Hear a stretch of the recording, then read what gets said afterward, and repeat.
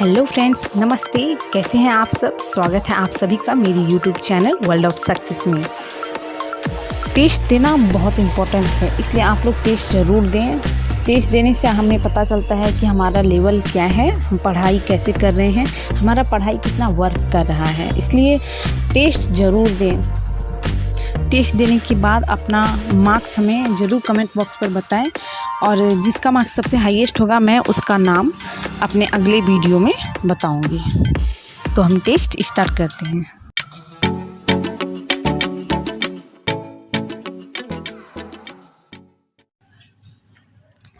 Okay, तो हमारा पहला क्वेश्चन है, श्रीलंका को पहले किस नाम से जाना जाता था? श्रीलंका को पहले जो है उसे सिलोन के नाम से जाना जाता था। ऑप्शन बी हो जाएगा आंसर। ठीक है, आगे बढ़ते हैं। रोम नगर किस नदी के किनारे बसा हुआ है? रोम नगर जो है वो टाइबर नदी के किनारे बसा हुआ है। इसका आंसर हो जाएगा ऑप्शन डी। ठीक है, आगे बढ़ते हैं। भारत का सबसे पुरानी हॉकी टूर्नामेंट कौन सी है? हॉकी टूर्नामेंट कौन सी है सबसे पुरानी? तो इसका आंसर हो जाएगा ऑप्शन ए। बैटन कप जो है सबसे पुरानी हॉकी टूर्नामेंट है। ठीक है, आगे बढ़ते हैं। फ्लाइंग सिख के नाम से किसे जाना जाता है? फ्लाइंग सिख के नाम से किसे जाना जाता है? तो इसका आंसर हो जाएगा ऑप्शन सी, मिल्खा सिंह। मिल्खा सिंह को फ्लाइंग सिख के नाम से जाना जाता है। ओके, अब आते हैं 5वें नंबर पे। संयुक्त राष्ट्र दिवस कब मनाया जाता है? संयुक्त राष्ट्र दिवस जो है कब मनाया जाता है? तो इसका आंसर हो जाएगा ऑप्शन डी, 24 अक्टूबर को संयुक्त राष्ट्र दिवस मनाया जाता है। ठीक है, क्वेश्चन नंबर 6।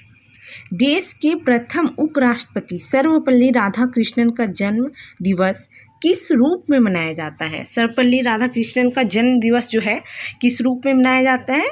आप लोगों को पता होगा कि यह शिक्षक दिवस के रूप में मनाया जाता है। ऑप्शन बी हो जाएगा इसका आंसर। ठीक है,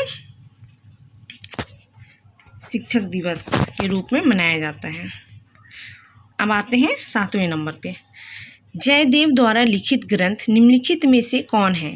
जयदेव जो है उन्होंने कौन सा ग्रंथ लिखा हुआ है? तो इसमें हो जाएगा आंसर बी। ठीक है, ऑप्शन बी हो जाएगा इसका आंसर, गीत गोविंद। गीत गोविंद उन्होंने लिखा था। आगे बढ़ते हैं। लाइफ डिवाइन किसकी प्रसिद्ध रचना है? लाइफ डिवाइन किसकी प्रसिद्ध रचना है? तो Aurobindo Ghosh. Option B answer हो जाएगा इसका, अरविंदो घोष की रचना थी लाइफ डिवाइन। ठीक है गाइज, इसकी सब की कैटेगरी वाइज मैं वीडियो लाऊंगी।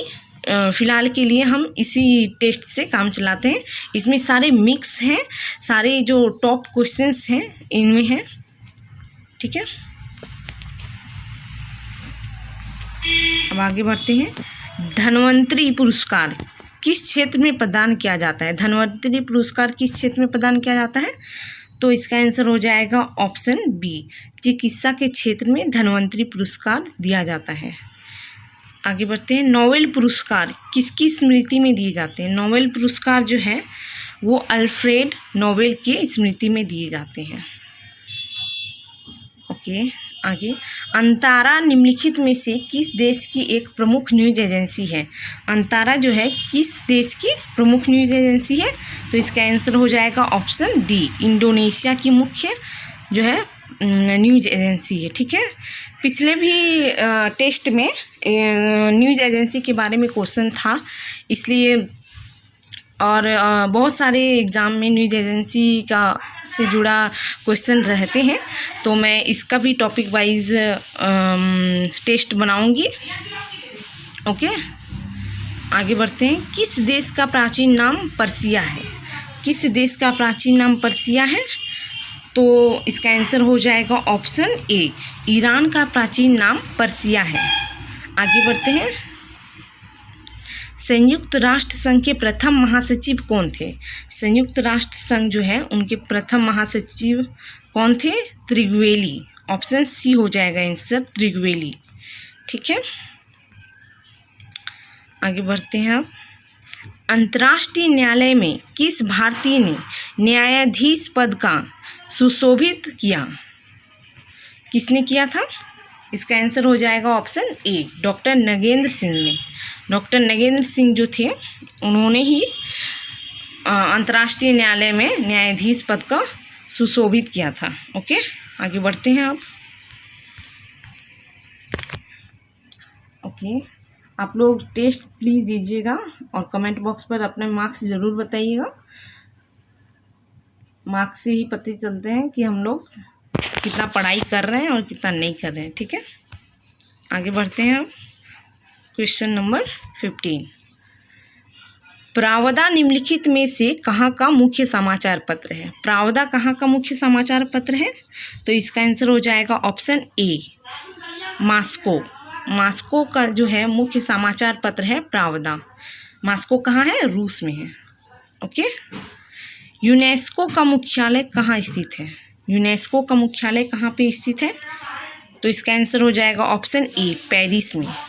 पेरिस जो है फ्रेंड्स बहुत ही खूबसूरत जगह है, बहुत ही प्यारा जगह है, वहाँ पर ही एफिल टावर है। ओके, आगे बढ़ते हैं।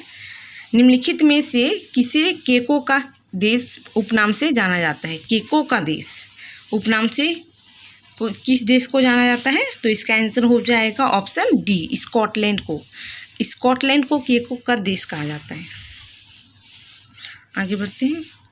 दुष्यंत कालिदास की किस रचना में मिलता है? दुष्यंत जो है वो कालिदास की किस रचना में मिलता है?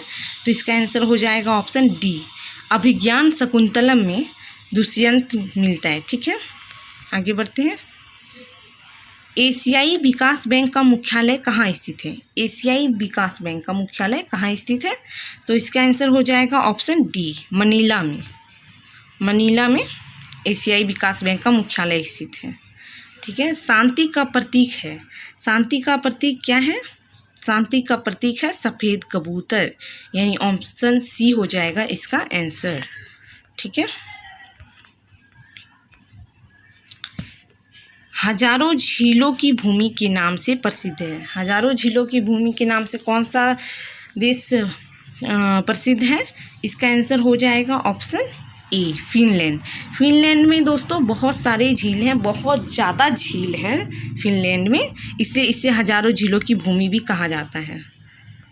ठीक है, चंद्रमा पर मानव भेजने वाला प्रथम देश निम्नलिखित में से है? चंद्रमा पर मानव भेजने वाला प्रथम देश निम्नलिखित में से है? कौन सा देश है?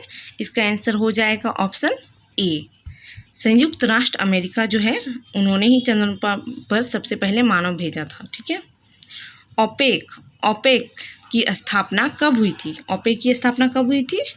ऑप्शन बी आंसर हो जाएगा इसका, 1960 ईस्वी में ओपेक की स्थापना हुई थी। बिना ऑक्सीजन के माउंट एवरेस्ट पर चढ़ने वाला पहला व्यक्ति है। बिना ऑक्सीजन के फ्रेंड्स, ऑक्सीजन के बिना माउंट एवरेस्ट पर चढ़ना बहुत ही ज़्यादा कठिन है, और जो पहली बार चढ़े थे उनका नाम है, आंसर हो जाएगा इसका ऑप्शन ए, फू दौरजी। फू दौरजी जो है सबसे पहले बिना ऑक्सीजन के माउंट एवरेस्ट पर चढ़े थे। ठीक है, आगे बढ़ते हैं। जलौती किस देश की मुद्रा है? जलौती किस देश की मुद्रा है? तो जलौती जो है वो पोलैंड की मुद्रा है। ठीक है, मुद्रा से भी रिलेटिव मैं एक वीडियो बनाऊंगी, क्योंकि मुद्रा अक्सर हर एग्ज़ाम में पूछे जाते हैं। ओके, तो अगला क्वेश्चन है हमारा, देश में नरोरा नाभिकीय शक्ति केंद्र किस राज्य में स्थित है? किस राज्य में नरोरा नाभिकीय शक्ति केंद्र स्थित है? तो इसका आंसर हो जाएगा ऑप्शन बी, उत्तर प्रदेश में है। ओके, आगे बढ़ते हैं। हिंदी फिल्म अभिनेता राजकुमार का असली नाम क्या है? राजकुमार का असली नाम क्या है? तो इसका असली नाम है, इसका आंसर हो जाएगा ऑप्शन सी, भूषण पंडित। भूषण पंडित इसका असली नाम है। ठीक है फ्रेंड्स, आप सब मूवी तो ज़रूर देखते होंगे, तो आप लोगों के फेवरेट एक्टर कौन है कमेंट बॉक्स पे ज़रूर बताइएगा।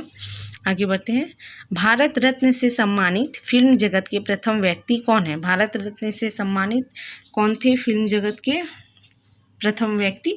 इसका आंसर हो जाएगा ऑप्शन ए सत्यजीत राय। सत्यजीत राय जो है उन्हें भारत रत्न से सम्मानित किया गया था, जो कि फिल्म जगत के पहले व्यक्ति थे जिन्हें भारत रत्न से सम्मानित किया गया था। आगे बढ़ते हैं। प्रोफेसर अमर्त्य सेन को किस वर्ष अर्थशास्त्र का नोबेल पुरस्कार मिला? किस वर्ष इन्हें नोबेल पुरस्कार मिला था? इसका आंसर हो जाएगा ऑप्शन सी 1998 में। ठीक है, 1998 में इसे नोबेल पुरस्कार मिला था। आगे बढ़ते हैं। दक्षेस का सदस्य संख्या कितनी है? दक्षेस का सदस्य संख्या कितनी है? इसका आंसर हो जाएगा ऑप्शन सी 8। ठीक है, आगे बढ़ते हैं। निम्नलिखित में से कौन सा प्रकाश वाहनों को रोकने का संकेत देता है? वाहनों को रोकने का संकेत कौन सा प्रकाश देता है? ये तो क्वेश्चन हमें बचपन से पढ़ाया जाता है कि किस संकेत को देखकर हमें रुक जाना चाहिए, किस संकेत को देखकर हमें तैयार हो जाना चाहिए चलने के लिए, और किस संकेत को देखकर हमें चलना शुरू कर देना चाहिए। तो हमें बचपन से ही ये सब पढ़ाया जाता है, तो हर किसी को पता होता है और बहुत से लोगों को नहीं पता है, तो अब पता चल जाएगा। ठीक है, तो इसका आंसर हो जाएगा ऑप्शन बी। लाल प्रकाश को देखकर हर कोई रुक जाता है। ठीक है, लाल प्रकाश खतरा का संकेत। ओके, आगे बढ़ते हैं। आराम हराम है यह प्रसिद्ध कथन किससे संबंधित है? आराम हराम है यह प्रसिद्ध कथन किससे संबंधित है? तो इसका आंसर हो जाएगा ऑप्शन ए जवाहरलाल नेहरू से संबंधित है। ठीक है, कॉर्नफ्लावर किस देश का राष्ट्रीय फूल है? कॉर्नफ्लावर किस देश का राष्ट्रीय फूल है? तो इसका आंसर हो जाएगा ऑप्शन सी जर्मनी का है। ये जर्मनी का राष्ट्रीय फूल है। और भारत का राष्ट्रीय फूल क्या है? भारत का राष्ट्रीय फूल कमल है। ठीक है, आप सब याद रखिएगा। निम्नलिखित में से कागजी मुद्रा जारी करने वाला प्रथम देश है। कागजी मुद्रा सबसे पहले किसने जारी किया था? तो कागजी मुद्रा सबसे पहले चीन ने जारी किया था। ऑप्शन बी हो जाएगा इसका आंसर। ठीक है, विश्व उपभोक्ता अधिकार दिवस मनाया जाता है। विश्व उपभोक्ता अधिकार दिवस कब मनाया जाता है? तो यह मनाया जाता है 15 मार्च को। ऑप्शन सी हो जाएगा आंसर। जापान की सरकारी रिपोर्ट अथवा प्रकाशन को किस नाम से जाना जाता है? जापान की सरकारी रिपोर्ट अथवा प्रकाशन को किस नाम से जाना जाता है? तो इसका आंसर हो जाएगा ऑप्शन ए ग्रे बुक के नाम से जाना जाता है। ग्रे बुक के नाम से। ठीक है, आगे बढ़ते हैं। अफगानिस्तान की संसद को कहा जाता है? अफगानिस्तान की संसद को क्या कहा जाता है? शोरा कहा जाता है। ऑप्शन बी हो जाएगा इसका आंसर। गाइज, संसद से भी क्वेश्चन बहुत सारे आते हैं, और ख़ासकर ये क्वेश्चन तो हमेशा पूछा जाता है कि किस देश के संसद को क्या कहा जाता है। तो इस टॉपिक का भी मैं वीडियो लाऊंगी, सो आप लोग प्लीज़ मेरे इस वीडियो को देखें। इसके बाद मैं बहुत सारी वीडियो लाने वाली हूँ, हर टॉपिक वाइज, हर टॉपिक का अलग अलग वीडियो बना के। ओके, अब आते हैं अगले क्वेश्चन पे। मुखबरात निम्नलिखित में से किस देश की एक गुप्तचर संस्था है? मुखबरात जो है किस देश की गुप्तचर संस्था है? तो इसका आंसर हो जाएगा ऑप्शन सी मिस्र की है। आगे बढ़ते हैं। अफ्रीका देश घाना का प्राचीनतम नाम क्या है? अफ्रीका देश घाना का प्राचीनतम नाम क्या है? तो ऑप्शन बी हो जाएगा इसका answer Gold Coast. Gold Coast नाम है। ओके, आगे बढ़ते हैं। एशियन ड्रामा के लेखक हैं। एशियन ड्रामा के लेखक हैं, कौन है एशियन ड्रामा के लेखक? Option B Gunnar Myrdal. Gunnar Myrdal जो है एशियन ड्रामा के लेखक हैं। आगे बढ़ते हैं। निम्नलिखित में से किस नगर को एम्पायर सिटी कहा जाता है? तो एम्पायर सिटी किस नगर को कहा जाता है? इसका आंसर हो जाएगा ऑप्शन सी न्यूयॉर्क को जो है एम्पायर सिटी कहा जाता है। ठीक है, निम्नलिखित में से किसे दक्षिण भारत का मैनचेस्टर कहा जाता है? दक्षिण भारत का मैनचेस्टर किसे कहा जाता है? तो इसका आंसर हो जाएगा ऑप्शन बी कोयम्बटूर को दक्षिण का भारत का मैनचेस्टर कहा जाता है। ठीक है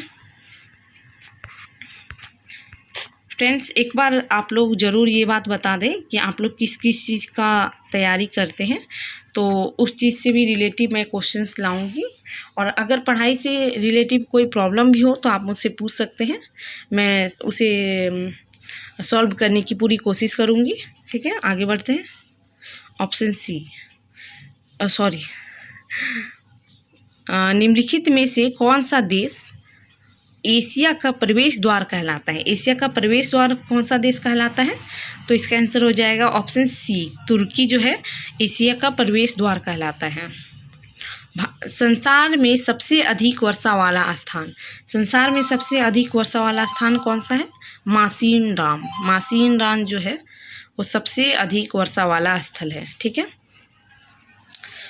आगे बढ़ते हैं। विश्व की सर्वाधिक गहरी झील है, विश्व की सर्वाधिक गहरी झील कौन सी है? बेकाल झील। बेकाल झील जो है विश्व की सबसे गहरी झील है। इसका आंसर हो जाएगा ऑप्शन सी। बेसबॉल के प्रत्येक पक्ष में कितने खिलाड़ी होते हैं? बेसबॉल के प्रत्येक पक्ष में जो है उनमें होते हैं 9 खिलाड़ी। ओके, तो आगे बढ़ते हैं। आइस हॉकी का खेल परिसर कहलाता है, आइस हॉकी का खेल परिसर क्या कहलाता है? तो इसका आंसर हो जाएगा ऑप्शन बी, रिंक कहलाता है। आइस हॉकी का खेल परिसर रिंक कहलाता है। ओके, तो निम्नलिखित में से कौन सा पुरस्कार क्रिकेट का ऑस्कर कहलाता है? क्रिकेट का ऑस्कर कौन सा पुरस्कार कहलाता है? इसका आंसर हो जाएगा ऑप्शन ए, आईसीसी पुरस्कार जो है वो क्रिकेट का ऑस्कर कहलाता है। और ऑस्कर पुरस्कार किस क्षेत्र में दिए जाते हैं? सिर्फ ऑस्कर पुरस्कार किस क्षेत्र में दिए जाते हैं?